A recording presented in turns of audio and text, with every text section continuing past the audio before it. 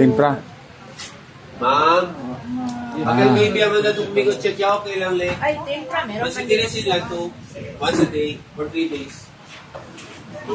May mali, ano? Huwag na gisingin para di mag-iyak. May laki na pa. Kailangan gising si baby, mag-inject tayo. I-press niyo yung chin niya, ma'am. Para di press. Okay. Ma'am, painumin siya ng, kapag ano to? Painumin siya ng paracetamol mo pagdating sa bahay. Pati yung compress. Sa pamag, asa na yung check? Opo. Sa right ng tayo mo na ma'am, ito yung benta ha. So yung compress, gawin mo sa right. Harap na dito sa akin. Sa legs pa, legs. Sige. Gawa ko malakas yan.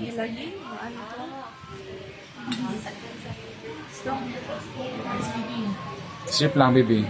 Baby, breastfeeding? Baby, gising. Ma'am, dito.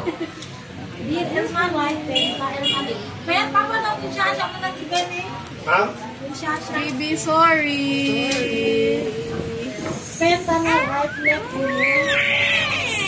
Kasalanan mo. Okay na, tapos na. Okay na. Kabila na naman. Kabila. Sorry lang, Dalawa talaga yung compress. Naduya, oy. Makilak yung panik. Ito yung anti-pneumonia, ma'am. Opo. At anti-pneumonia.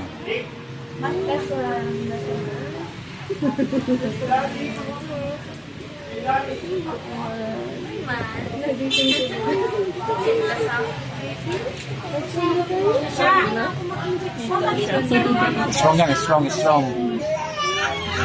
Gising na. Strong yan, strong. Strong yan.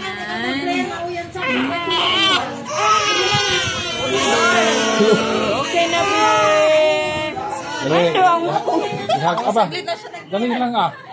Thank you po. Mabilis lang ah, tawin mo na siya.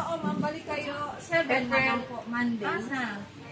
Kasi malayo na talaga ang 16. 7, Monday. Yung ma'am, tempra every 4 hours. Tempra every 4 hours. Yung document mo din, dalhin. Wala na, nagyak. Wala na nga yan.